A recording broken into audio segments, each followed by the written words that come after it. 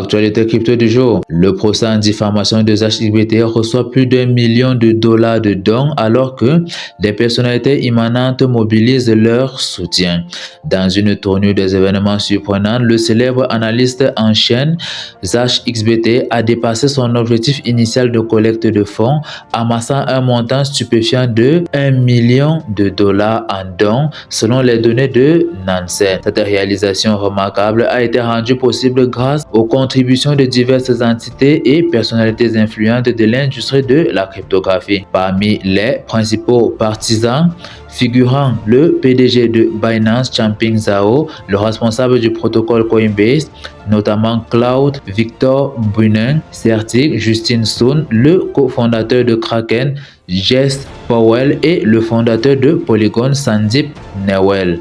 Changpeng Zhao, dans un tweet, a exprimé l'engagement de Binance en promettant 50 000 dollars à la cause tout en exhortant Zach XBT à persévérer dans son combat et en soulignant l'importance de la transparence dans l'industrie. Du côté des échangeurs, l'une des analyses approfondies de Nansen estime que le crash de FTX en novembre 2022 aurait changé le paysage des échangeurs centralisés et de nombreuses bourses connaissant des sorties records et une diminution de l'intérêt des investisseurs vers la fin de 2022 et début 2023. Certains des plus grands perdants semblent être Bitfinex, KuCoin, Gate.io et OKX. Le volume mensuel moyen des transactions au comptant de Bitfinex 6 mois avant les retombées était supérieur à 12 milliards de dollars contre 5 milliards de dollars ces derniers mois. En revanche, Kraken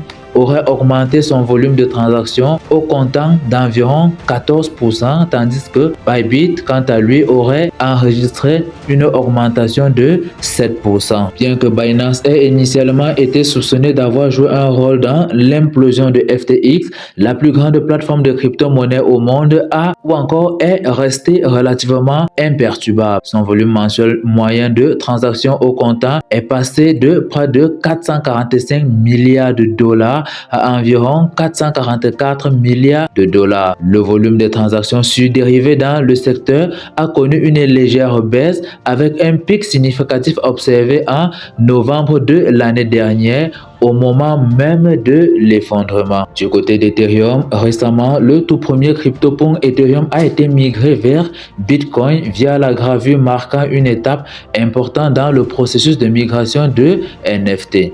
En dehors de cela, Bitcoin Mint Lady, un projet NFT, a lancé un pont en partenariat avec le marché Ordinals Market et le portefeuille Zevers Bitcoin, permettant la migration des illustrations et des données d'Ethereum vers Bitcoin via la norme de jetons BRC 721E.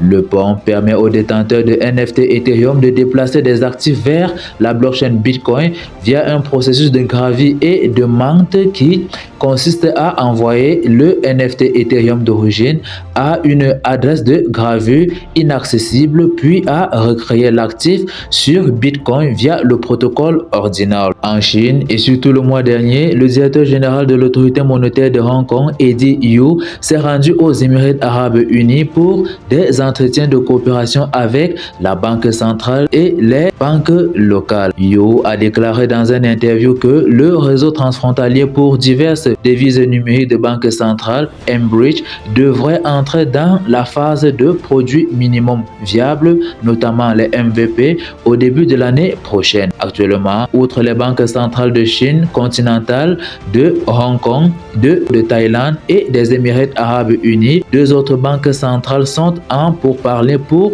se joindre et d'autres devraient se joindre avant l'étape de MVP. Yu a souligné que le but de cette discussion est de résoudre certains problèmes et espère pousser mBridge au stade de MVP, rendant le règlement commercial plus abordable et efficace. Toujours dans la même lancée et selon Yahoo Finance, Yu Weiweng, président de l'autorité monétaire de Hong Kong, a déclaré dans une interview que le projet M-Bridge de pont monétaire numérique ou encore des banques centrales multilatérales, à l'exception de la Chine, est susceptible d'atteindre le produit minimum viable, étape qui débutera l'année prochaine. L'autorité monétaire de Hong Kong, la Banque de Thaïlande, la Banque centrale des Émirats arabes unis, l'Institut de recherche sur les monnaies numériques de Banque populaire de Chine et le BIS Innovation Hong Kong Creation du centre M-Bridge sont des institutions qui seront incluses dans le processus de création du